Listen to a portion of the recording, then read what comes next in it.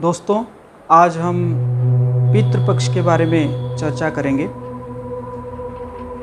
ये जो पितृपक्ष है, भाद्रपद पूर्णिमा एवं आश्विन मास के कृष्ण पक्ष के प्रतिपदा से लेकर अमावस्या तक का समय जो है, इसको पितृपक्ष कहा जाता है। जिस समय कि लोग अपने अपने पितृपुरुषों को पिंड प्रदान करते हैं और जो है जल प्रदान करते हैं, तर्पण करते हैं।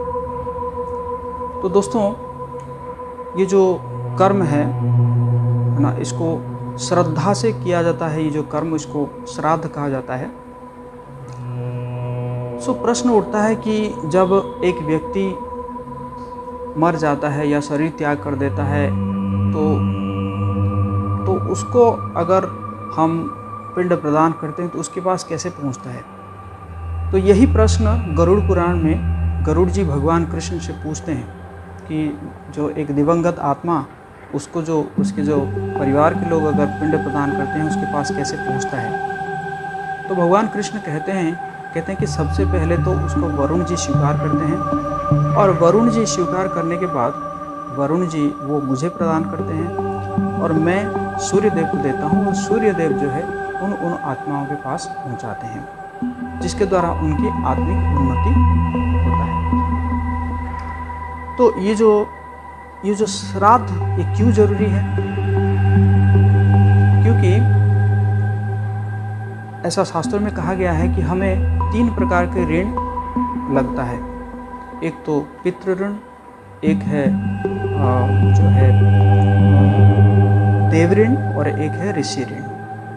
तो पितृ ऋण से मुक्त होने के लिए बेसिकली जो है 3 प्रकार के जो है उपदेश किया गया है। सबसे पहले तो ये है कि जब वो जीवन काल में है, उनके वचनों को पालन करना, और फिर जो है उनके मरने के उपरांत भोजन कराना, और तीसरा है गया श्राद्ध करना। तो जैसे भगवान राम जब पुष्कर तीर्थ में थे और उस समय उनको पता चला कि दशरथ महाराज जा चुके हैं, शरीर छोड़ चुके हैं, तो भगवान राम वहाँ पे जो साधु मुनि ऋषि थे उनको भोजन कराते हैं।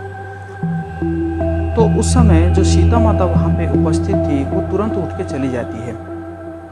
तो बाद में जब भगवान राम पूछते हैं कि आप क्यों वहाँ से उठ के चली आई, तो सीता माता कहती है कि ये जो साधुओं के साथ साथ आपके पितृपुरुष भी वहाँ पे उपस्थित थे, और मुझे तो एक अच्छा नहीं लग रहा था कि उनको कंदमूल, फल फूल ये जो है खिलाया जा रहा है, और दूसरी बात है कि उनको भी अच्छा नहीं लगेगा मुझे जो है साधु वेश में देखते हुए।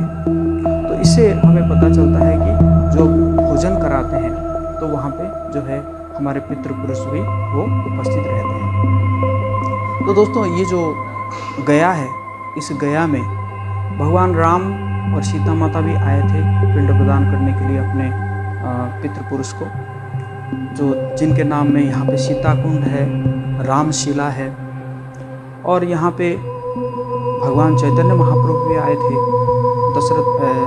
उनके पिताजी जगन्नाथ मिश्र को पिंड प्रदान करने के लिए। कुल मिलाकर 17 जगह में उन्होंने पिंड प्रदान किए थे। यहाँ पे युधिष्ठिर महाराज भी आए थे पिंड प्रदान करने के लिए, जो कि एक जगह युधिष्ठिर गया के नाम में एक जगह है, और यहाँ पे भीम भी आए थे पिंड प्रदान करने के लिए, तो वो भी भीम गया के नाम में जो है जाना जाता है। तो इसलिए दोस्तों, हमें जो है इस प्रकार हमें पितृ ऋण से मुक्त होने के लिए और पितरों का आशीर्वाद प्राप्त करने के लिए हमें ये काम जरूर करना चाहिए, जैसे कि हमारे पूर्व आचार्यों ने किए हैं, एवं भगवान और भगवान के अवतारों ने भी ये काम किए हैं। जिस प्रकार उपकार के बदले में बदला जो है उपकार से ही किया जाता है, जिस प्रकार हमारे पितृपुरुष जो है वो हमारे ऊपर उपकार किए हैं, तो उसी प्रकार हम उनके बदला उपकार से ही कर सकते हैं, और इसी प्रकार पिंड प्रदान करके ही हम कर सकते हैं। और अगर जो नहीं करता है तो उसको कृतघ्न माना जाता है। तो आइए हम सब जो है इस पितृपक्ष का लाभ उठाएं और गया तीर्थ में पहुँच के हम जो है इस पावन तीर्थ में अपने पितृपुरुषों को पिंड प्रदान करें।